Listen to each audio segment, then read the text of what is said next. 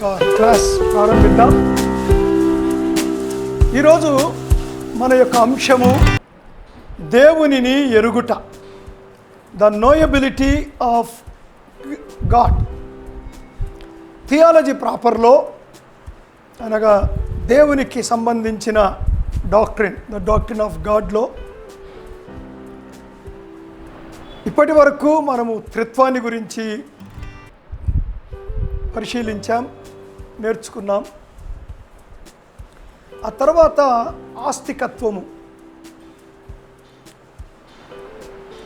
దేవుని యొక్క ఉనికిని గురించి,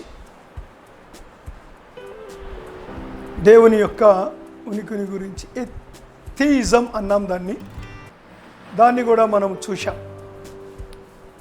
ఈరోజు మనము దేవునిని ఎరుగుట, knowing God or knowability of God,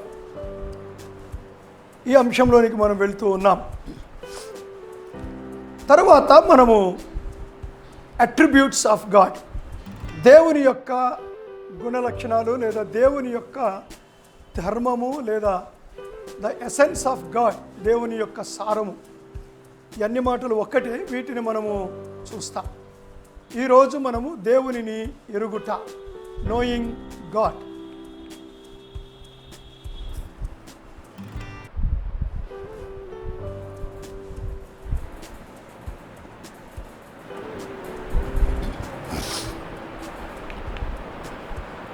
యోబు గ్రంథము 11వ అధ్యాయము 7వ వచనాన్ని చదువుకుందాం.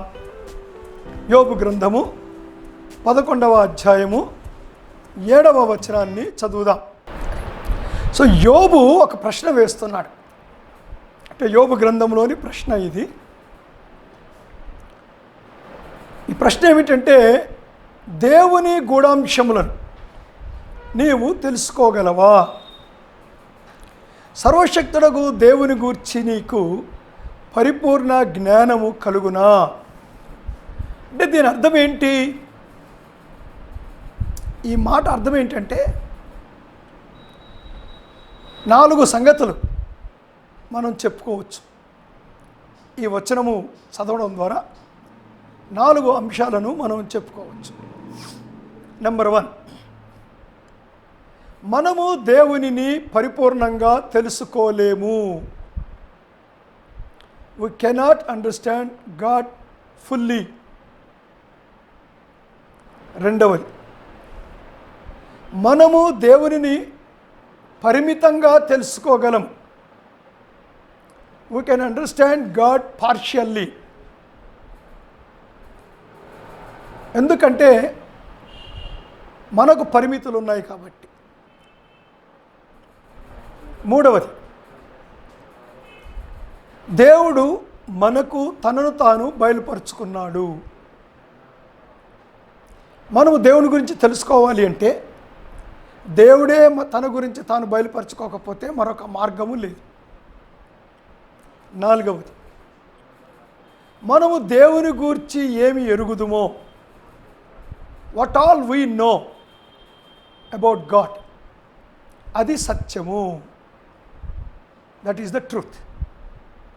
సో బైబిల్లో దేవుడు తనను గురించి తానేమో బయలుపరుచుకున్నాడో అది మాత్రమే ఎరుగుతాము, అదంతా కూడా సత్యమే అన్నవి 4 అంశాలు మనము పరిగణలోనికి తీసుకొని మనం ఈ యొక్క అంశాన్ని పరిశీలిద్దాం, నేర్చుకుందాం. మొదటిది, మనము దేవునిని పరిపూర్ణంగా తెలుసుకోలేము. So that is the first premise or the first observation, ఏదైనా అనొచ్చు. మనము దేవునిని పరిపూర్ణంగా తెలుసుకోలేము. కొన్ని కారణాలు ఎందుకు. మొదటిది ఏంటంటే, దేవుడు అపరిమితత్వము కలవాడు. God is infinite, immense, అనంతుడు. సో దేవునికి పరిమితి లేదు. సో దేవుడు అపరిమితత్వం కలిగిన వాడు. రెండవది, మనిషి పరిమితమైన వాడు. Man is finite. మనిషికి చాలా పరిమితులు ఉన్నాయి. అంటే భౌతికంగా పరిమితులు ఉన్నాయి, మానసికంగా పరిమితులు ఉన్నాయి, జ్ఞానములో కూడా పరిమితులు ఉన్నాయి. అందుకనే మనము దేవుణ్ణి పరిపూర్ణంగా తెలుసుకోలేము అని చెప్తున్నాం. మూడవదిగా, దేవునికి హద్దులు లేవు, కొలత లేదు. అయితే మానవుడు హద్దులు కలవాడు. అంటే పైన చెప్పిన 2 పాయింట్లనే మరికొద్దిగా విపులంగా చెప్పాను. కొన్ని వచనాలు చదువుదాం. అపోస్తలుల కార్యముల గ్రంథము 17వ అధ్యాయము 27వ వచనం. పొలిమేరలను ఏర్పరచెను. అదండి.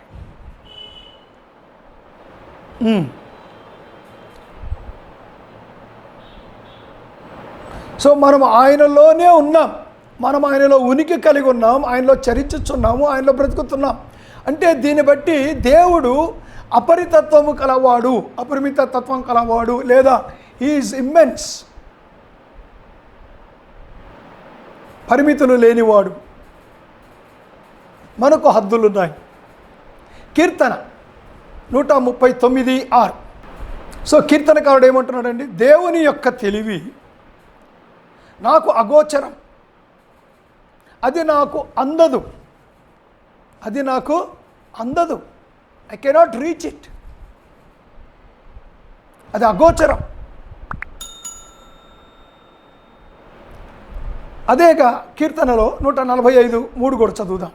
ఆయన మహాత్మ్యము గ్రహింప శక్యము కానిది. We cannot comprehend. అసలు గ్రహించలేమంటున్నాడండి. గ్రహించడానికి అశక్యం, సాధ్యపడదు. ఆయన మహాత్మ్యము అంత గొప్పది. ఇక్కడ మహాత్మ్యము అన్న మాటకు అర్థం ఏమిటంటే అండి, his character, his essence, his substance, ఆయన సారము, ఆయన ధర్మము, ఆయనే. అది మహత్యము అంటే మనం చెప్పుకోవాల్సినటువంటి నిర్వచనం. కీర్తన 147:5 కూడా చదువుదాం. చూశారా? ఆయన జ్ఞానానికి మితి లేదు, పరిమితి లేదు. రోమా 11:33. సో పౌలు అంటాడు, అమ్మ చదవండి లాస్ట్ సెంటెన్స్ మళ్ళీ. ఆయన మనస్సును ఎరిగిన వాడు ఎవడు? చూశారా? ఆయన దేవుని యొక్క బుద్ధి జ్ఞానముల బాహుళ్యం. బాహుళ్యం అంటే దాని యొక్క విశాలత ఎంతో గంభీరం. ఆయన తీర్పులు శోధింప అశక్యములు. అంటే ఆయన ఏం చేస్తున్నాడు? దేవుని యొక్క క్రియలను మనం శోధింపలేం. దేవుడు చేసిన ప్రతిదాన్ని మనం అర్థం చేసుకొని దానికి జవాబు చెప్పలేం. ఎంతో అశక్యం. అంటే వీలు పడదంటున్నాడండి. పౌలు చెప్తున్న మాటలు ఇవి. నాలాంటి వాడో ఇంకెవరో చెప్తున్న మాటలు కాదు ఇవి. 3వ ఆకాశానికి ఎక్కి వెళ్ళి వచ్చినటువంటి పౌలు నాకున్నటువంటి ప్రత్యక్షతలు చాలా ఎక్కువ అని చెప్పాడు. అలాంటి పౌలు చెప్తున్నటువంటి స్టేట్మెంట్ ఇది. ఆయన మార్గములు అగమ్యములు. అగమ్యం అంటే ఏంటి? గమ్యం లేదు. మనం ఎంత పోయినా ఆయన మార్గాన్ని మనం దాటలేం. ఆ ముగింపులోనికి మనం రాలేం. We cannot understand the end of his thinking, of his working. కాబట్టి మనము దేవునిని సంపూర్తిగా గ్రహించలేము, పరిపూర్ణంగా అర్థం చేసుకోలేము అనే విషయాన్ని మనము గుర్తించాలండి. ఆయన మనస్సును ఎరిగిన వాడు ఎవడు? చూశారా? ఆయన మనస్సును ఎరిగిన వాడు ఎవడు? ఈ రోజుల్లో చాలామంది ఉన్నారండి దేవుని చిత్తాన్ని చెప్పేసేవాళ్ళు. జస్ట్ లైక్ దట్ చెప్పేస్తారు. అది చెయ్యి, ఇది చేయొద్దు, ఇది చేయకూడదు, అది చేసేయాలి. దుకాణాలు తెరుచుకొని కూర్చున్నారు దేవుని చిత్తం చెప్పడానికి.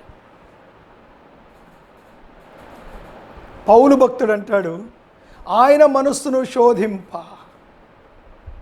ఆయన మనస్సును ఎవరు అర్థం చేసుకోగలరు? కాబట్టే దేవుడు తనను తాను బైబిల్లో బయలుపరుచుకున్నాడు. అది చాలు మనకు, అది మట్టుకే చాలని దేవుడి యొక్క ఉద్దేశం. అందుకే అంతే బయలుపరుచుకున్నాడు. అంతకు మించింది దుష్టుని నుండి పుట్టునది అని చెప్పాడు యేసయ్య. రెండో విషయానికి వద్దాం. మనము దేవునిని పరిమితంగా తెలుసుకోగలము. దేవుణ్ణి మనం పూర్తిగా తెలుసుకోలేము, దేవుడు అర్థం కాదు. కానీ అలాగని దేవుడు మనల్ని విడిచిపెట్టలేదు. పరిమితంగా మనము దేవుణ్ణి అర్థం చేసుకోగలం. ఎందుకంటే మనము పరిమితి గలవాళ్ళము. దేవుడు కూడా మనకెంత అవసరమో అంతే తనను తాను బయలుపరుచుకున్నాడు. Not everything about him. దేవుడు తన గురించి తాను అంతా బయలుపరుచుకోలేదు గనుక బైబిల్లో ఉన్నదేదో మనం అర్థం చేసుకుంటున్నాము. కనుక నాకు ఇంకా ఎక్కువ బయలుపరిచాడు దేవుడు తను నాకు ప్రత్యక్షమై. నేను నిద్రపోతున్నప్పుడో, నేను బాత్రూంలో ఉన్నప్పుడో, నేను కారు డ్రైవింగ్ చేస్తున్నప్పుడో, సో బైబిల్లో లేనిది దేవుడు నాకు చెప్పాడు, అది నేను మీకు చెప్పేస్తున్నాను అనే సోది చెప్పేటోళ్ళు ఎక్కువయ్యారు. We have to be careful. అయినా కొద్దిమంది క్రైస్తవులకు సోది చెప్పించుకోవడం ఇష్టం అనుకోండి. Nobody can save them. ఇక్కడ రెండు విషయాలు. మనము దేవునిని తెలుసుకోవచ్చని దేవుని వాక్యము తెలియచేస్తూ ఉన్నది. సో అయ్యో దేవుడు నాకు తెలియదా, దేవుడిని నేను తెలుసుకోకుండా పోతానా అనే దిగులు, భయం అవసరం లేదు. వీ కెన్ నో గాడ్ అని వాక్యం చెప్తుంది. అయితే రెండవది, పరిమితంగానే మనము ఆయనను తెలుసుకోగలము. పరిమితంగానే మనము ఆయనను తెలుసుకోగలము.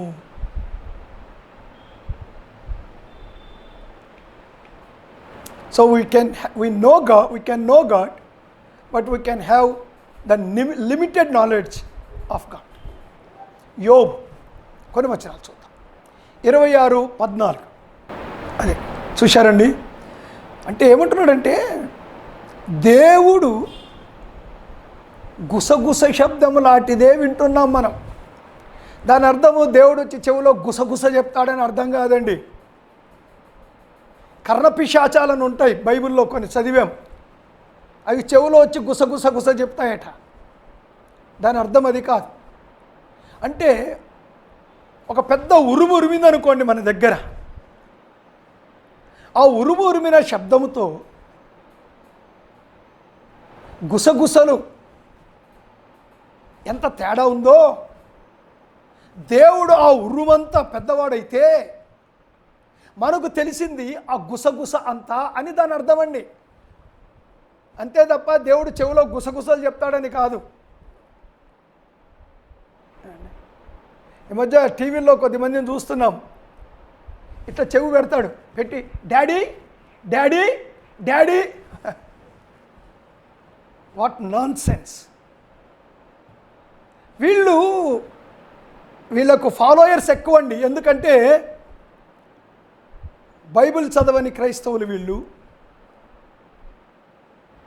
బైబిల్లో ఏముందో అర్థం చేసుకోవడానికి ప్రయత్నం చెయ్యని క్రైస్తవులు వీళ్ళు.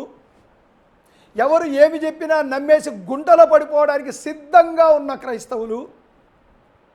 మరి మాట్లాడితే నేను రెడీగా ఉన్నాను మోసపోవడానికి, నన్ను మోసపరచు అని చెప్పే క్రైస్తవులు. We have to learn the word of God. కొద్దిమంది అనుకుంటారు థియాలజీ క్లాసులో పాస్టర్లకండి. కాదు. Every Christian should learn. Theology అంటే పెద్ద మాట అయిపోయింది కదా, మాట వద్దులేండి మనకి. బైబిల్ నేర్చుకుందాం. ఇప్పుడు చెప్పే వాక్యాలని బైబిలే కదా, బైబిల్ నేర్చుకుందాం. కొలస్సీ పత్రిక 1:10, Colossians chapter 1 verse 10. చాలండి.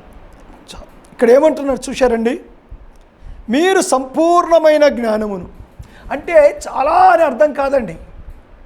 దేవుడు తన గురించి తాను ఎంత బయలుపరుచుకున్నాడో అది సంపూర్ణమైంది.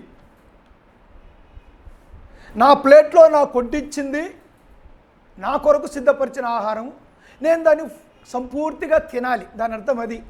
సంపూర్తిగా అనగానే బైబిల్లో లేనిది కూడా నేను కనిపెట్టేస్తాను అని అర్థం కాదు. Please come out of this mind set. ఇలాంటి మానసిక దౌర్బల్యములో నుంచి బయటికి రావాలి. ఆత్మ సంబంధమైన వివేకము గలవారును ఆయన చిత్తమును పూర్ణముగా గ్రహించేవారునై దేవుని విషయమైన జ్ఞానమందు అభివృద్ధి పరచుచు. చూసారా, ఇక్కడ ఆయన చిత్తమును సంపూర్ణముగా అంటే ఇందాక పౌలు చెప్పిన దానికి దీనికి వ్యత్యాసం ఉందా?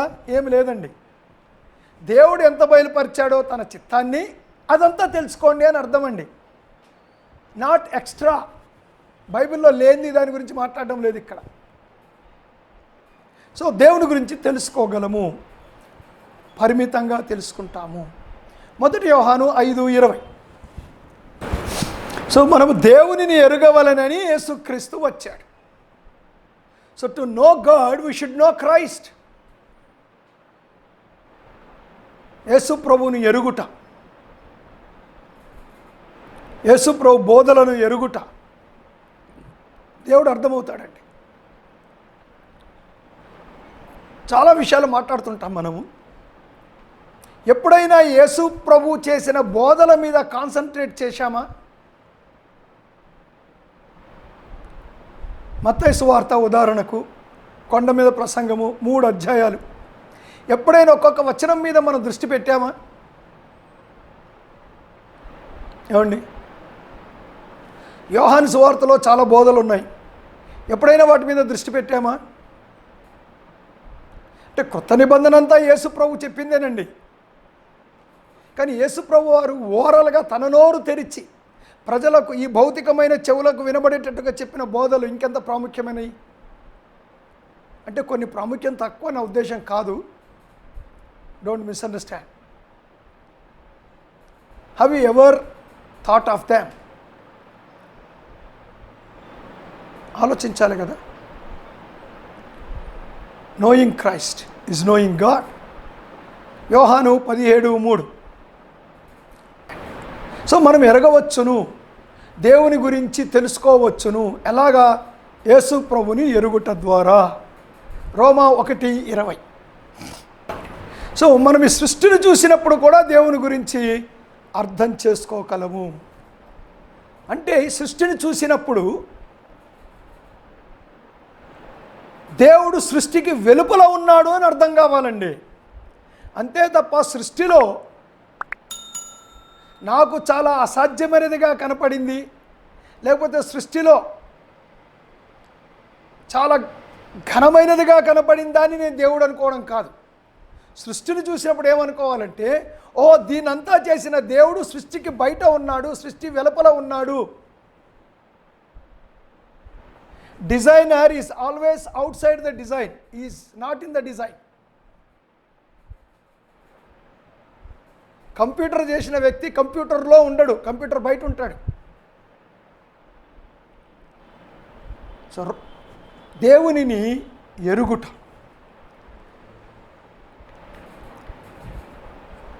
ఎందుకు ఎరగాలి? ఒక మాట చెప్పుకోండి. దేవుని గూర్చిన జ్ఞానము లేకుండా ఆత్మీయ ఎదుగుదల లేదు. బాగా అర్థం చేసుకోండి. Spiritual growth depends on the more you understand God.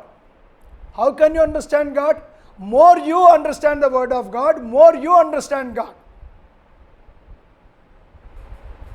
That is important. వాక్యానికి స్థానమే లేదండి. కథలు, ఉపమానాలు ఏవో చెప్పేసి, స్టోరీస్ చెప్పేసి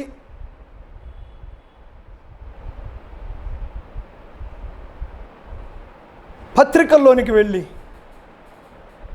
ఒక్కొక్క మాట అర్థం చేసుకునే ప్రయత్నం, ఒక్కొక్క వచనం ఆర్డర్ ఉందండి. ఒక ఆర్డర్ ఉంది, ఒక క్రమం ఉంది. దేవుని వాక్యం అర్థం కాకుండా, దేవుణ్ణి గురించి తెలుసుకోకుండా నేను మెచ్యూరిటీలోకి వెళ్ళాను, తప్పది. 1 పేతురు 2:2.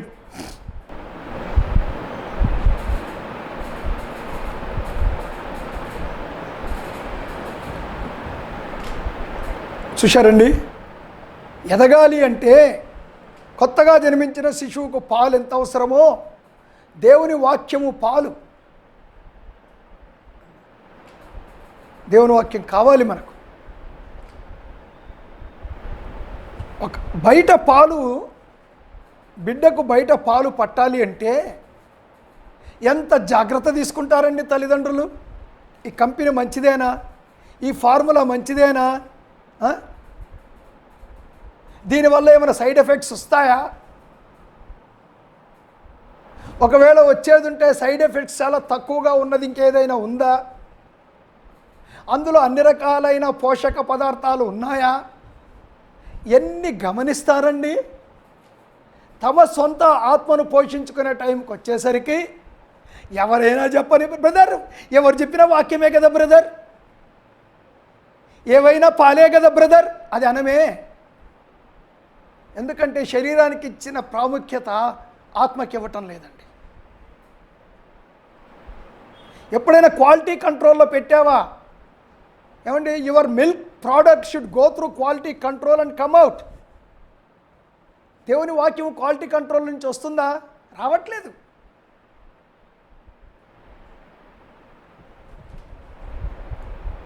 Purity of the word of God చాలా కొదువుగా ఉందండి, చాలా కొదువుగా ఉంది. వాక్యానికి ఏం తక్కువ లేదు. ఈ రోజుల్లో ఏమండి, ఎవరు పడితే వాళ్ళు యూట్యూబ్ రోజుకొక ఆన్లైన్ ఇచ్చి పడేస్తున్నారు. ఫేస్బుక్లో గందరగోళమైపోయిందంతా కూడా.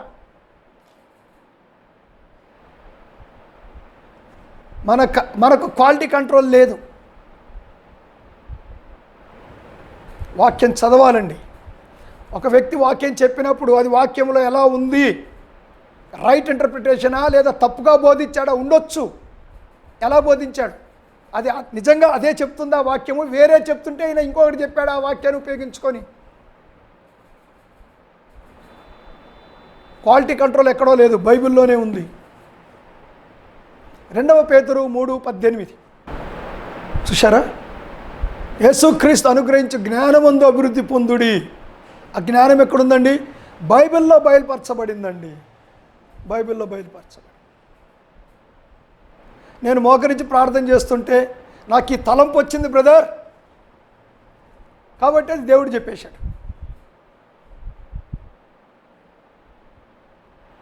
వాక్యములో ఉంది. It is in the word of God. దాని దగ్గరికి పోవట్లేదండి, కానీ దాని దగ్గరికే పోవాలి. 3వ విషయానికి వద్దాం. దేవుడు మనకు తనను తాను బయలుపరుచుకున్నాడు. 1 కొరింథీ పత్రిక 6వ అధ్యాయం, 1 పత్రిక 1వ అధ్యాయం 6 నుంచి 16 వచనాలు, 10 verses. Let us read. నేను చదువుతాను. 2వ అధ్యాయం, నాట్ 1, ప్రింటింగ్ మిస్టేక్. 1 కొరింథీ 2వ అధ్యాయం 6వ వచనం. చూశారండి, పరిపూర్ణులైన వారి మధ్య జ్ఞానమును బోధించుచున్నాము. ఇది లోక జ్ఞానము కాదు, నిరర్థకులైపోవచ్చున్న ఈ లోకాధికారుల జ్ఞానమును కాదు, కానీ దేవుని జ్ఞానము మర్మమైనట్టుగా బోధించుచున్నాము. ఈ జ్ఞానము మరుగై ఉండెను. జగదుత్పత్తికి ముందుగానే దీనిని దేవుడు మన మహిమ నిమిత్తము నియమించాడు. అది లోకాధికారులలో ఎవరికి తెలియదు. అది వారికి తెలిసి ఉండిన యెడల మహిమా స్వరూపయకు ప్రభువును సిలువ వేయకపోయి ఉందురు. ఇందును గూర్చి దేవుడు తన్ను ప్రేమించు వారి కొరకు ఏవి సిద్ధపరచనో అవి కంటికి కనపడలేదు, చెవికి వినబడలేదు, మనిషి హృదయమునకు గోచరము కాలేదు అని వ్రాయబడి ఉన్నది. మనకైతే దేవుడు వాటిని తన ఆత్మ వలన బయలుపరిచి ఉన్నాడు. ఆ ఆత్మ అన్నిటినీ, దేవుని మర్మములను కూడా పరిశోధించుచున్నాడు. ఒక మనుషుని సంగతులు అతనిలో ఉన్న మనుష్యాత్మకే కానీ మనుషులలో మరి ఎవరికి తెలియను. అలాగే దేవుని సంగతులు దేవుని ఆత్మకే కానీ మరి ఎవరికి తెలియవు. దేవుని వలన మనకు దయచేయబడిన వాటిని తెలుసుకొనుటకై మనము లౌకిక ఆత్మను కాక దేవుని యొద్ద నుండి వచ్చే ఆత్మను పొంది ఉన్నాము. మనుష్య జ్ఞానము నేర్పు మాటలతో కాక ఆత్మ సంబంధమైన సంగతులతో సరిచూచుచు ఆత్మ నేర్పు మాటలతో వీటిని గురించి మేము బోధించుచున్నాం. ప్రకృతి సంబంధి అయిన మనుష్యుడు దేవుని ఆత్మ విషయంలో అంగీకరింపడు. అవి అతనికి వెర్రితనముగా ఉన్నవి. అవి ఆత్మానుభవం చేతనే వివేచింపదగును గనుక అతడు వాటిని గ్రహింపజాలడు. ఆత్మ సంబంధి అయిన వాడు అన్నిటినీ వివేచించును కానీ అతడు ఎవని చేతనైనను వివేచింపబడడు. ప్రభువు మనస్సు ఎరిగి ఆయనకు బోధింపగలవాడు ఎవడు? మనమైతే క్రీస్తు మనస్సు కలిగిన వారము. చాలా విషయాలు చెప్పుకొచ్చాడండి. ఇప్పుడు ఈ అధ్యాయాన్ని మనము ఎక్స్జీసిస్ చూడబోవడం లేదు. అయితే ఇక్కడ చెప్పిన విషయాలు ఏమిటంటే, మొదటిది, మనము దేవునిని ఎరగలేం. మనుషుని ఆత్మకు దేవుని సంగతులు అవగతం కావు, అర్థం కావు. దేవుని సంగతులు దేవుని ఆత్మకే కానీ మనుషుని ఆత్మకు అర్థం కావు. అందుకే దేవుడు తనను తాను మనకు బయలుపరుచుకున్నాడు. సో దేవుని సంగతులు మనకు అర్థం కావాలి అంటే దేవుడు ముందు తనను తాను బయలుపరుచుకోవాలి. No man can understand God directly. అదండి ఇక్కడ. దీన్నే మొదటి శతాబ్దంలో గ్నాస్టిసిజం అన్నారు. అంటే దేవుడు కొద్దిమందికి ఒక ప్రత్యేకమైన అంతర్దృష్టి, సపరేట్గా ఒక ప్రత్యేకమైన శక్తి ఇస్తాడు, అతీంద్రియ శక్తి. వీళ్ళు మిగిలిన వాళ్ళకంటే ఉన్నతులు. వాళ్ళు దేవునికి కాస్త దగ్గరగా ఉండి దే కమ్యూనికేట్ విత్ గాడ్, దేవునితో మాట్లాడతారు. కాదు, మనుష్యుడికి అర్థము కాదు అంటే అర్థం కాదంతే. అందులో మనుషులలో తక్కువ స్థాయి, ఎక్కువ స్థాయి, ఇంకా ఎక్కువ స్థాయి అది లేదు. All men are same. కనుకనే దేవుడు తన పరిశుద్ధాత్మ ద్వారా ఈ లేఖనాలను మన కొరకు రాయించి పెట్టాడు. Every word of the word of God is inspired. దేవుని వాక్యంలో ఉన్న ప్రతి మాట దేవుని దగ్గర నుంచి వచ్చిన మాట. కాబట్టి దేవుడు తనను తాను బయలుపరుచుకున్నాడు. ఆ ఆవశ్యకత ఉన్నది. తనను గూర్చి సాధారణ ప్రత్యక్షత దేవుడు మనుషులకు ఇచ్చాడు.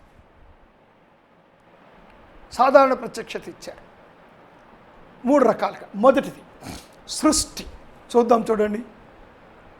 రోమాపత్రిక 1వ అధ్యాయం 19-20 వచనాలు చూశారండి. ఇక్కడ మనిషి యొక్క టోటల్ డిప్రైవిటీ గురించి మాట్లాడుతున్నాడు. మనిషి యొక్క సంపూర్ణమైన పతనం, పరిపూర్ణమైన పతనాన్ని గురించి మాట్లాడుతూ ఉన్నాడు. అదేంటంటే, దేవుని గురించి తెలియవలసినదేమో అది విషదమై ఉన్నది. సృష్టించబడిన వస్తువులను ఆలోచించటం వలన అది తేటపడుచున్నది, కానీ వారు నిరత్తరులై ఉన్నారు. అంటే జవాబు లేదు. కారణం ఏంటంటే, వాళ్ళు దేవుణ్ణి ఆరాధించడానికి బదులుగా సృష్టిని ఆరాధించడం ప్రారంభించారు. But God revealed himself, his power, his wisdom. దేవుని యొక్క శక్తి, దేవుని యొక్క జ్ఞానము సృష్టిని చూడటప్పుడు అర్థమవ్వాలి మనకు. అరే, ఇంత గొప్ప సృష్టి. సో దీని క్రియేటర్, దీన్ని చేసినవాడు ఎంత గొప్పవాడు. కీర్తన 19:12. కీర్తన చదవండి. 19వ అధ్యాయము 1 నుంచి చదవండి, నాట్ 12. 1 and 2. 1 and 2, 1, 2 చదవండి.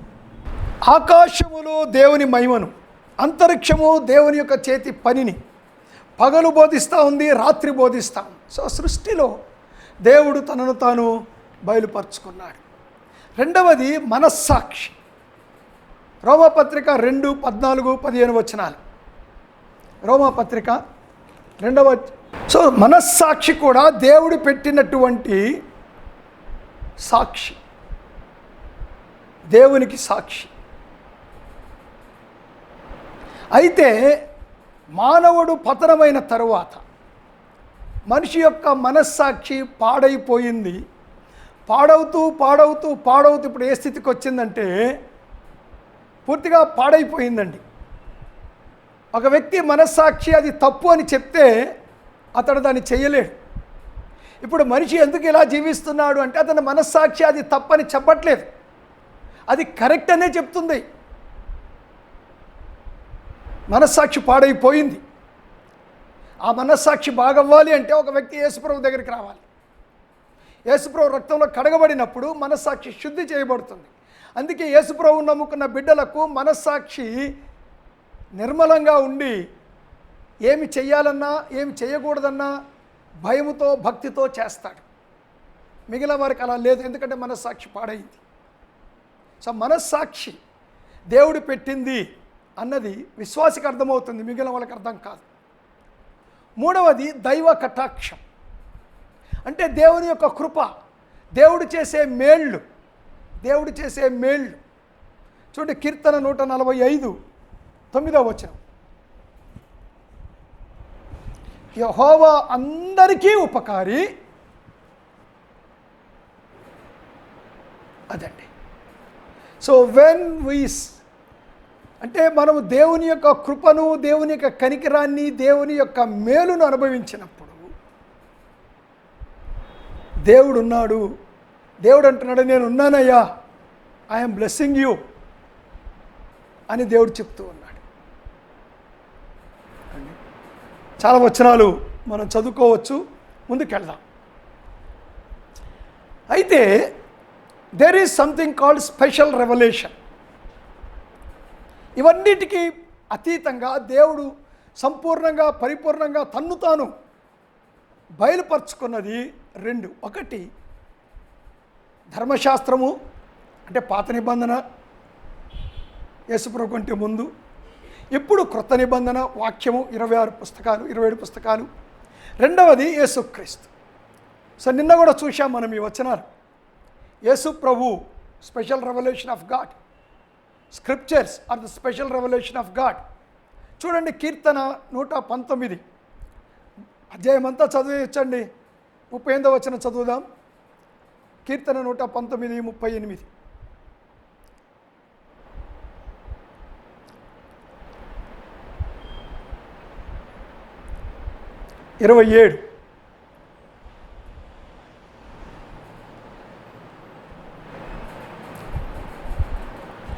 సో మీరు జస్ట్ నమూనాకు 2 వచనాలు పెట్టాను అంతేనండి.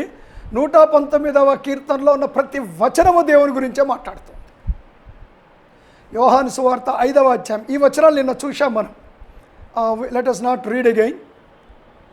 లేఖనములను పరిశోధించండి, ఆ లేఖనములు నన్ను గురించి మాట్లాడుతున్నాయి అంటాడు యేసు ప్రభువారు. సో దేవుని గురించి లేఖనాలు మాట్లాడుతూ ఉన్నాయి. రెండవ ప్రత్యక్షత యేసు ప్రభు. ఇది కూడా నిన్న చూసాం మనం. ఈ కాలం యొక్క అంతమందు దేవుడు తన కుమారుని ద్వారా మాట్లాడెను. పూర్వకాలమందు ప్రవక్తలతో మాట్లాడిన దేవుడు. అలాగే యోహాను సువార్తలో కూడా నేను దేవునిని ప్రత్యక్షపరచడానికి వచ్చాను, నన్ను చూచిన వాడు తండ్రిని చూచాడు. ఈ వచనాలు నిన్న కూడా చూసాం మనం. So God has revealed him to us. దేవుడు తన్ను తాను మనకు బయలుపరుచుకున్నాడు. ఇప్పుడు మనము దేవుని గురించి ఏమి ఎరుగుదమో అది సత్యము. ఈ వచనాలన్నీ మనం చదవబోవడం లేదండి, ఎందుకంటే రేపటి నుంచి మనం డీటెయిల్గా చూస్తాం. ఇవి జస్ట్ మీకు ఒక శాంపుల్గా నమూనాగా కొన్ని మాటలు ఇచ్చాను. ఏం ఎరుగుదము దేవుని గురించి? మొదటిది, దేవుడు ఆత్మ అని వాక్యం చెప్తుంది. So what we know about God, God is a spirit. దేవుడు ఆత్మ అని మనము అర్థం చేసుకుంటాము, అది సత్యం. రెండవది, దేవుడు వెలుగు. దేవుడు వెలుగై ఉన్నాడు. బాగా అర్థం చేసుకోండి. కనపడే ప్రతి వెలుగు దేవుడు కాదు. ఒక దీపం వెలిగించి దీపాన్ని దేవుడు అనొద్దు మనం. దేవుడు వెలుగు. He is the original light. ఆయన వెలుగు. మూడవదిగా దేవుడు ప్రేమ. God is love. Love is not God. ఈ లోకమంతా రివర్సేనండి. ఈ లోకమంతా కూడా రివర్స్. ఈ లోకములో దేవుడు అంటే చాలామందికి అర్థం కాలేదు. Everything is God. చివరికి మనకు ఒక మనిషిని పట్టుకొని ఈ లోకంలో ఎవరికన్నా ఏమన్నా దేవుడు ఉండని సార్, నువ్వే నా దేవుడివి. ఎందుకంటే నువ్వు నాకు ఉద్యోగం ఇచ్చావు, నువ్వు నాకు ఆహారం పెట్టావు, నువ్వు నాకు ఆపరేషన్ చేయించావు. ఇక ఏ దేవుడు లేడు సార్, నీ ఫోటోనే పెట్టుకుంటా, నీ ఫోటోలు తీసేశా. అది మానవుడి యొక్క ఆలోచన విధానం. దేవుడు అలా కాదండి, కాదు. దేవుడు ఆత్మ, దేవుడు వెలుగు, దేవుడు ప్రేమ. ఇవన్నీ కూడా రేపటి నుంచి మనం డీటెయిల్గా చూస్తాం. Characters of God, almost 38 characters నేను మీకు చూపించాలనుకుంటున్నాను.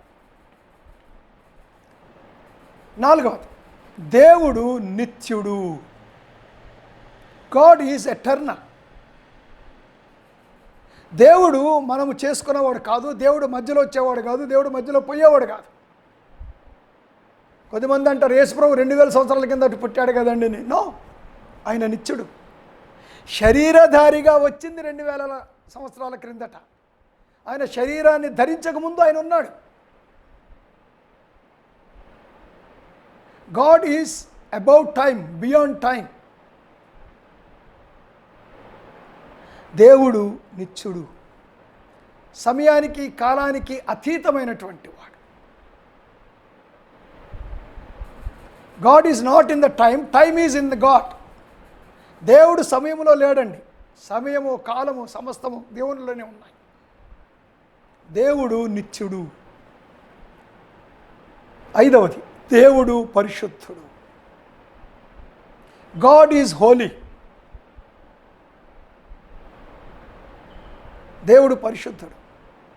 ఇక్కడ పరిశుద్ధుడు అంటే పాపము లేనందుకు దేవుడు పరిశుద్ధుడు అని అనడం లేదండి. That is the negative side of holiness. God is Holi. ఏది పరిశుద్ధత కాదో అది పాపం. అర్థమవుతుందండి మీకు? దేవునిలో పాపము లేదు కనుక ఆయన పరిశుద్ధుడు. No no no no no no కాదు. ఆయన పరిశుద్ధుడు. That is his nature.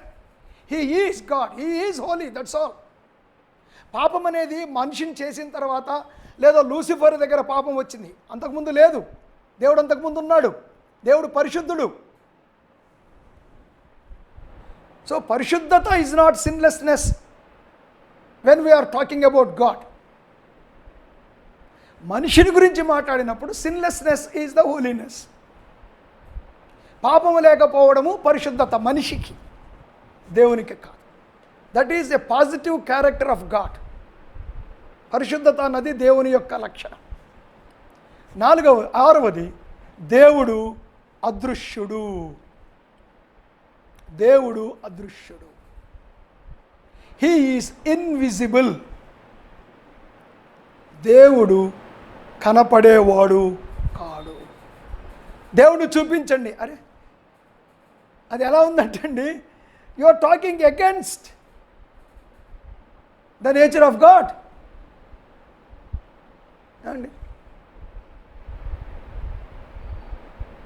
నేను దీన్ని పైకి ఇసురుతాను, ఇది కింద పడకూడదు అంటే ఎలాగండి? దట్ ఈస్ అన్యాచురల్, అబ్సర్డ్, బుద్ధిహీనమైన మాట. వెన్ గాడ్స్ క్యారెక్టర్, అసలు దేవుని యొక్క ఎసెన్స్, దేవుని యొక్క substance, if God is invisible and you want to see God,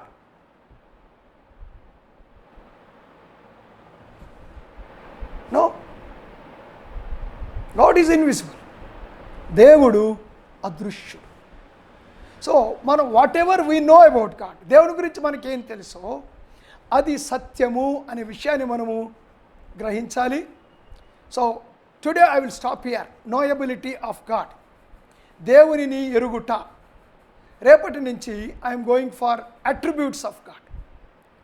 అసలు దేవుడు యొక్క లక్షణాలు ఏమిటి, బైబిల్ దేవుని గురించి ఏమి చెప్తూ ఉంది అన్నది మనం రేపటి నుంచి చూస్తాం. నేను వైడర్ ఎక్స్ప్లెనేషన్లోనికి వెళ్ళనండి. క్లుప్తంగా కొన్ని అంటే దగ్గర 38 క్యారెక్టర్స్ నేను మీకు దేవుని గురించి చెప్పబడిన విషయాలు 38 విషయాలు నేను మీకు రాబోయే 1, 2, 3 రోజుల్లో నేను మీతో పంచుకుంటాను. God bless you. మనం ఈ క్లాస్ ఇంతటితో ముగిద్దాం.